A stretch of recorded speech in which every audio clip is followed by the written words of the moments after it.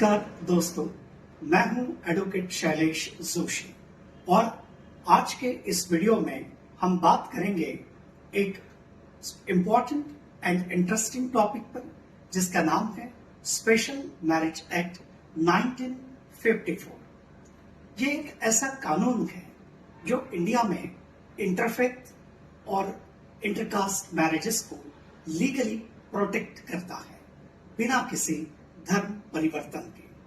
चलिए सिंपल भाषा में समझते हैं what is special Marriage act, कौन इसके लिए एलिजिबल है, प्रोसेस क्या है और इसके अंतर्गत डिवोर्स के मामले किस तरीके से हैंडल किए जाते हैं।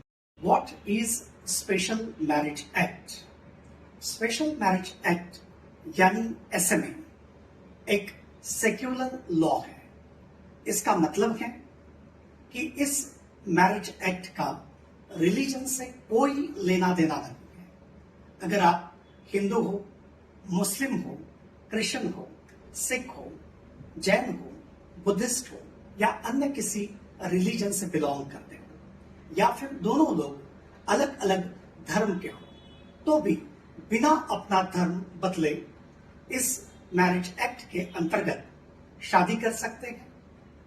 इस कानून का मकसद है प्यार की इज्जत करना और इंसान के अधिकार को प्रोटेक्ट करना, ना कि धर्म के भेदभाव को बढ़ावा देना। Who is eligible to marry under the Special Marriage Act? यानी स्पेशल मैरिज एक्ट के तहत शादी करने के लिए लड़के की उम्र कम से कम 21 साल होनी चाहिए और लड़की की उम्र कम से कम 18 साल होनी चाहिए। दोनों लोग मेंटली साउंड होने चाहिए। इसका मतलब है कि दोनों लोग अपने खुद के फैसले खुद ले सकते हो और दोनों लोग अनमैरिड होने चाहिए। यदि पहले से शादी थी और यदि पहली शादी का ऑफिशियली कोर्ट के जरिए डिवोर्स हुआ है तो उसकी जजमेंट और डिग्री कॉपी प्रोड्यूस करनी होगी। और यदि पहली शादी में स्पाउस की डेथ हुई है तो डेथ सर्टिफिकेट भी प्रोड्यूस करना होगा।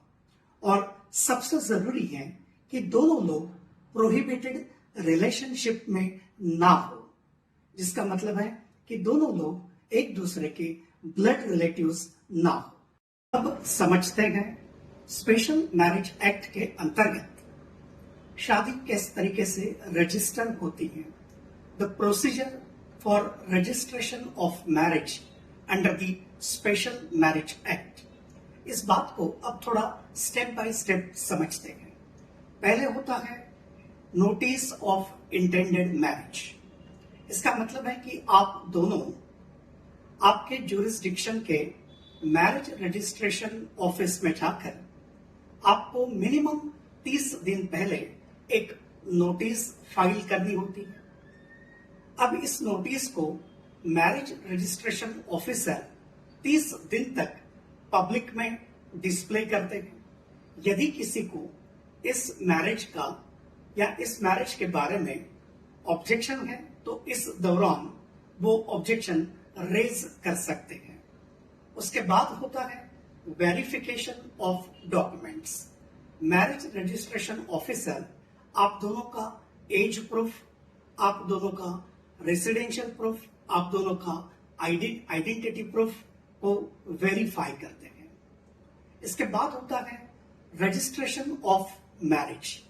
इसका मतलब है कि यदि 30 दिन तक या 30 दिन के दौरान यदि किसी का ऑब्जेक्शन नहीं आता है तो मैरिज रजिस्ट्रेशन ऑफिसर आप दोनों के सामने और 3 विटनेसेस के समक्ष आपकी शादी को रजिस्टर करते हैं और उसी समय स्पेशल मैरिज एक्ट 1954 की धारा 13 के अंतर्गत आपको मैरिज सर्टिफिकेट दिया जाता है।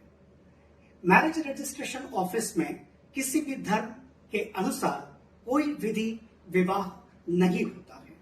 जो होता है केवल लीगल डॉक्यूमेंटेशंस होता है और आपको मैरिज सर्टिफिकेट सेक्शन 13 के अंतर्गत दिया जाता है। What about divorce under Special Marriage Act? Special Marriage act में डिवोर्स भी एक सेक्युलर फ्रेमवर्क में होता है। इसमें judicial separation, nullity of marriage, divorce by mutual consent, cruelty, adultery जैसे ग्राउंड्स भी कवर किए गए हैं। डिवोर्स पिटीशन फैमिली कोर्ट में या डिस्ट्रिक्ट कोर्ट में फाइल किया जाता है। ये हिंदू मैरिज एक्ट या मुस्लिम पर्सनल लॉ के मुताबिक नहीं होता। इसका अपना अलग सेक्युलर फ्रेमवर्क है। अगर आपने ऐसे में मतलब स्पेशल मैरिज एक्ट के तहत शादी की है तो डिवोर्स भी इसी कानून के अंतर्गत होना चाहिए, चाहे आप किसी भी रिलीजन के हो। दोस्तों, अब समझते हैं स्पेशल मैरिज एक्ट का पर्सनल लॉज से क्या संबंध है। तो स्पेशल मैरिज एक्ट का पर्सनल लॉ से सीधा कोई संबंध नहीं है। हिंदू मैरिज एक्ट 1955 केवल हिंदू, सिख, जैन और बुद्धिस्ट के लिए है।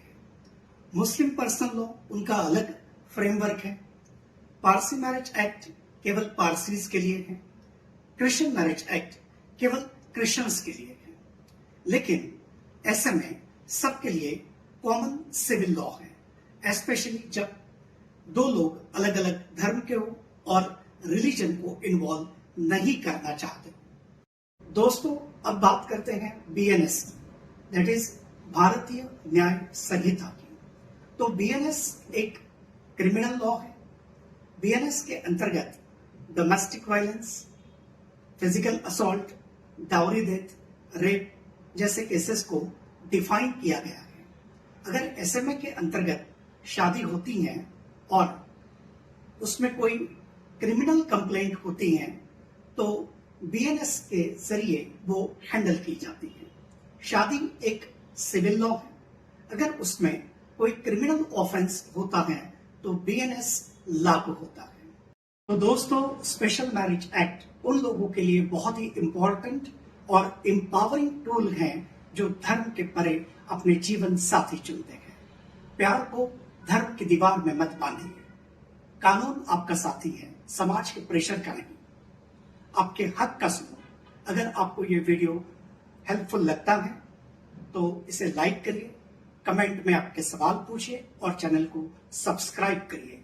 मैं हूं एडवोकेट शैलेश जोशी, आपका कानूनी साथी।